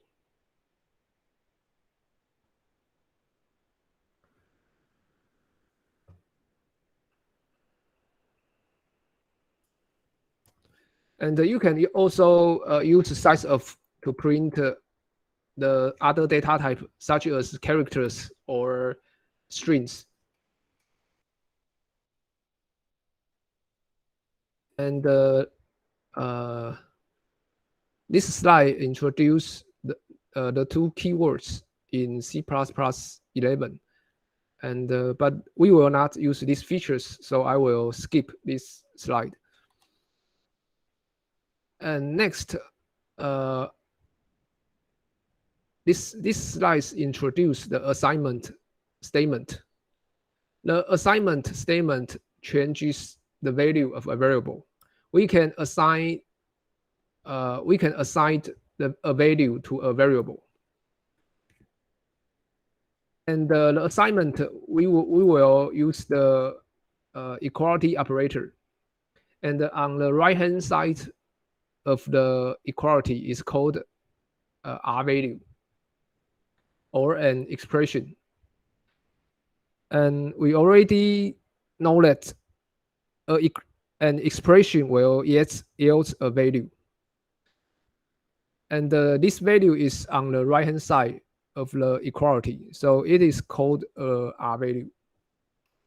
For example, if we perform multiplication of two variables, and then this expression will yield one value, then we can assign this value to one variable. We can assign this value to the distance variable. And this variable is also called an L value because it is on the left-hand side of the equality. And you can also use assignment in this way, but this is not recommended. This way is not recommended because it will lead to confusion. As we mentioned earlier, the assignment will, if we use assignment as an expression, it will yield a value.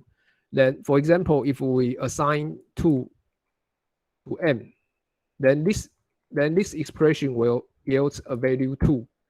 Then we can assign value 2 to another variable n.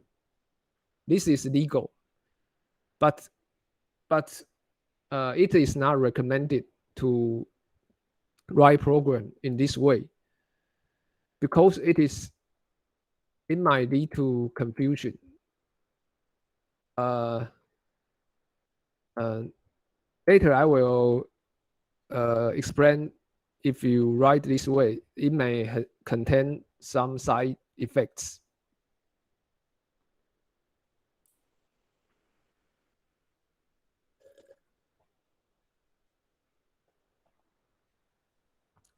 Next, let's see how to initialize a variable.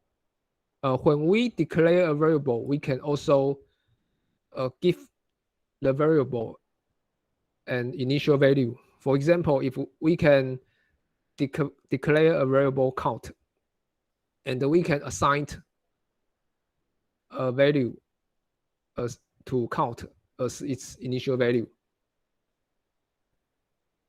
This is equivalent to you declare first. You declare the value. You declare a variable x, then assign value 1, and we can print the value of x. And for example, we can print the value stored by the variable x, and the program outputs 1, 2, 3, because now the variable stores the value 1, 2, 3. And you can also combine the two statements into one statement. For example, you can declare a variable and gives 1, 2, 3 as its initial value, and this will give you the same program output.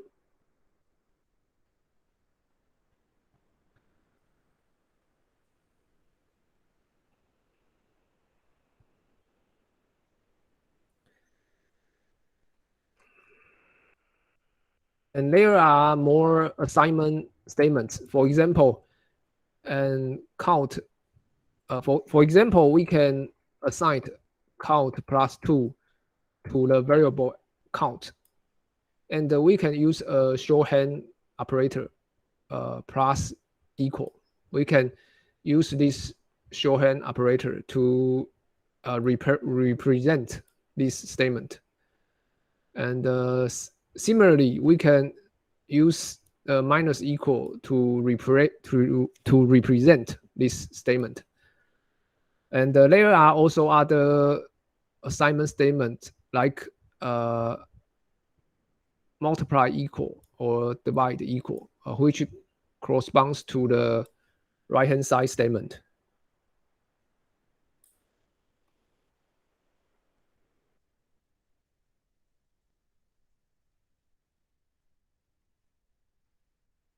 And it is important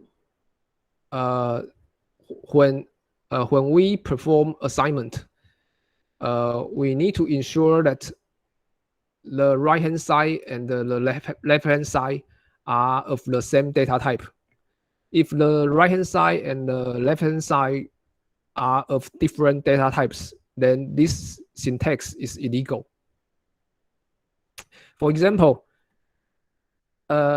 we declare a variable, int variable, then we assigned a floating point number to the integer variable, and this causes a type mismatch. Because on the right hand side is a floating point number, but on the left hand side is an integer variable. Their data type are not the same, and your compilers may or may not accept the above mismatch. For example, you can write a simple program to test this behavior. For example, if I use 123.456 as the initial value of x, and I compile this program.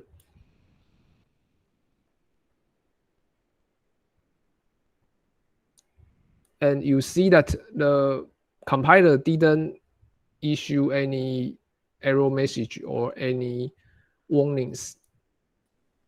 The compiler just output 123.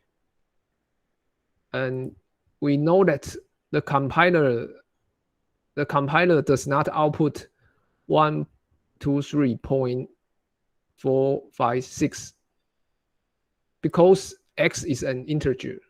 So the program only outputs integer. If you want to show floating point, you should use the floating point data type. For example, if you want to see the floating point, you should use the float data type. And this time the program outputs 123.456 because the data type of x is floating point.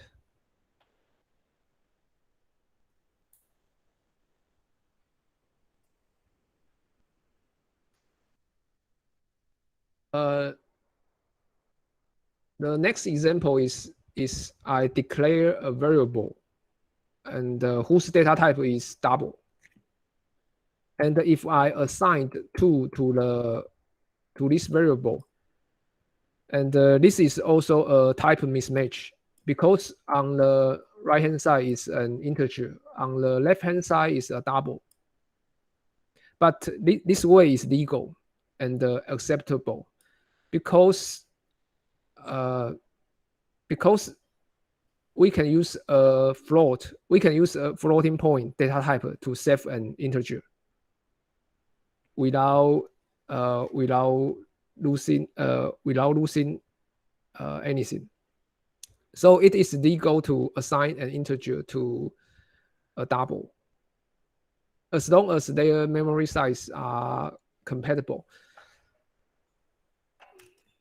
And the general rule is that the general rule for assignment is that you cannot place of a value of one data type in a variable of another data type.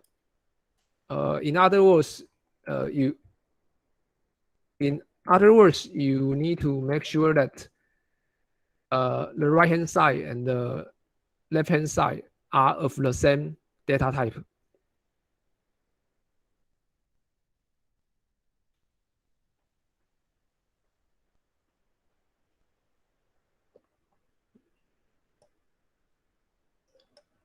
And next, we will introduce constants. Constants are also called literals.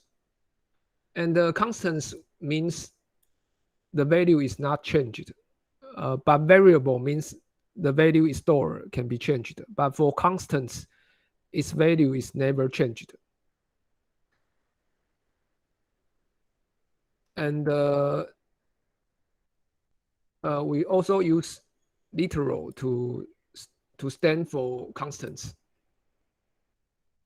For example, if we want to represent a floating point number, and we can use this notation or the scientific notation. Both ways are legal representations for a floating point number.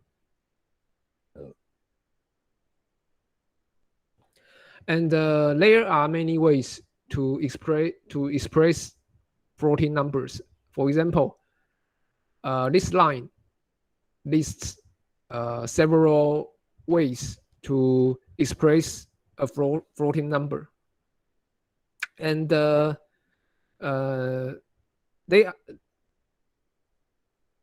are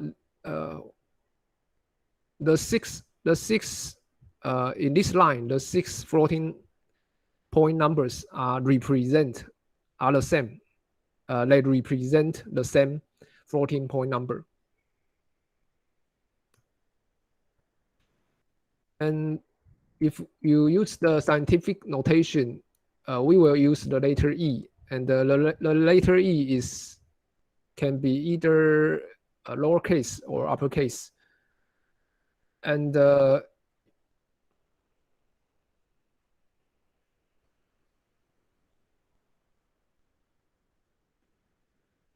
it is important to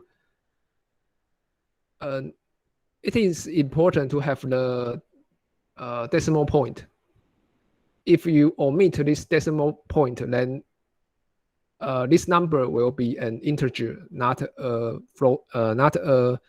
decimal, not a floating point.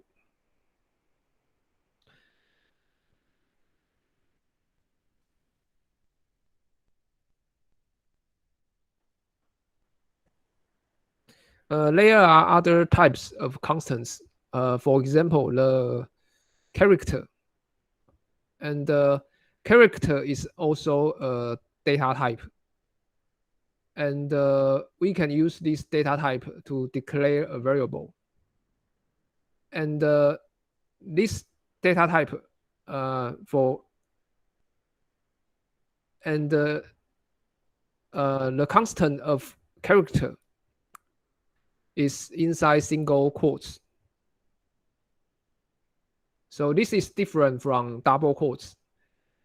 Inside, if we use double quotes, this means we want to represent a string.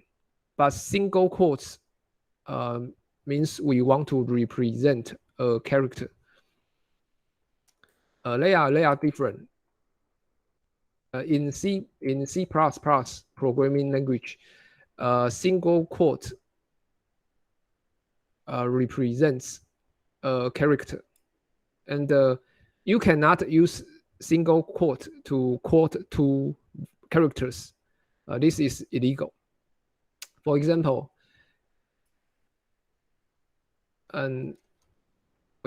I declare a variable C and assign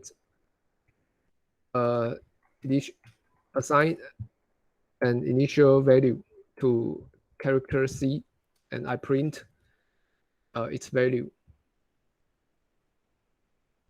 And you will see the program outputs A because I assigned character A as the initial value of the variable C.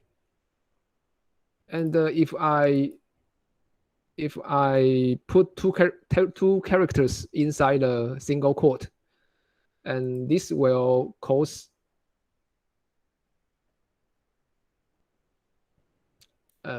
you see, if I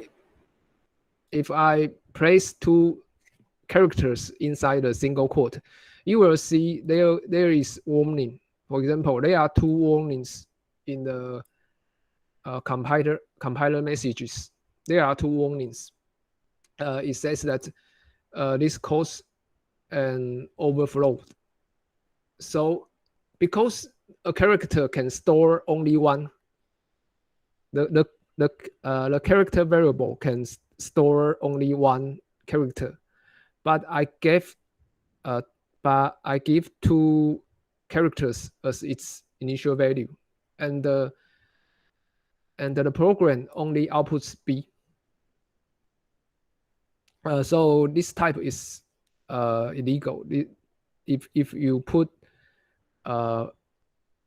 two characters or more characters inside a single quote, it is illegal. And for string constants are inside double quotes. And for the string, if we want to store the string constants, we need to declare string variables. So we use string to declare string variables. And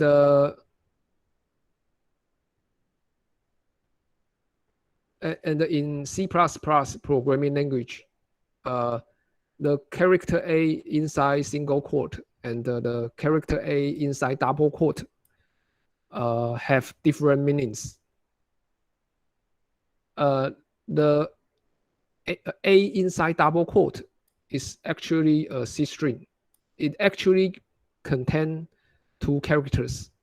The first one is character A, and the second one is \0.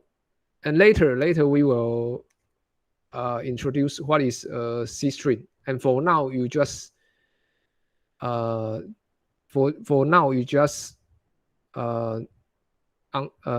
need to know the difference between single quote and double quote.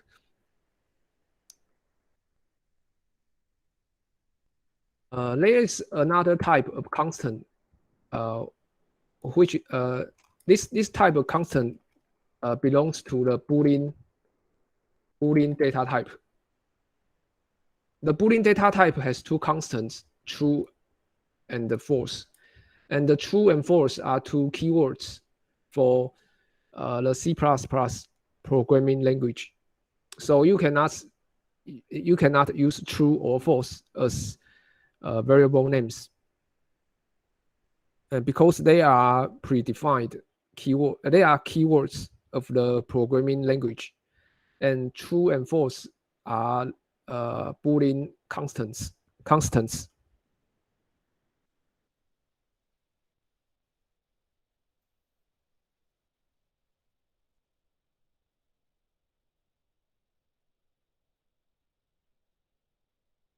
Next, I will introduce the escape sequence.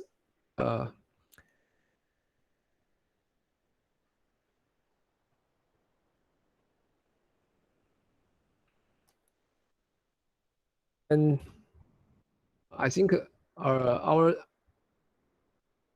class is the time of our class is up. So let's stop here, and let's stop at page 21. And in the next week, we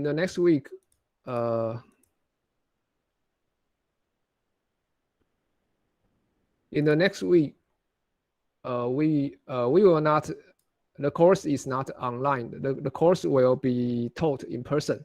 So in the next week, we will go to the classroom, EC 3012, and see you next week. If you have any problem or question, you can send email to me.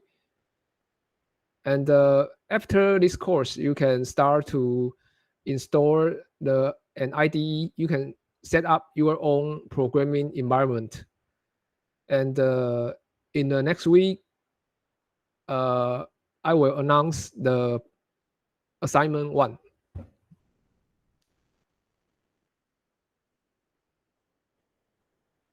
And I will also upload the video if you want to review the course content.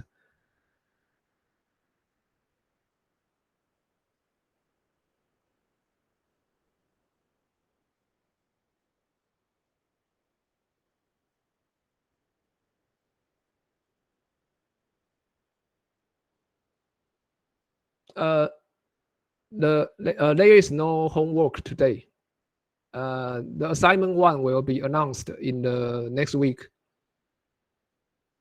But you can install the programming environment first.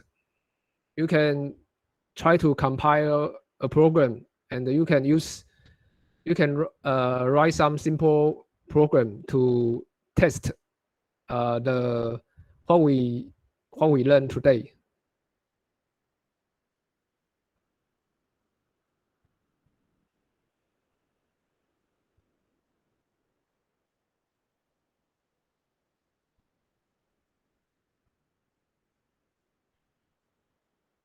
If there is no any further questions, I will leave the Google Meet.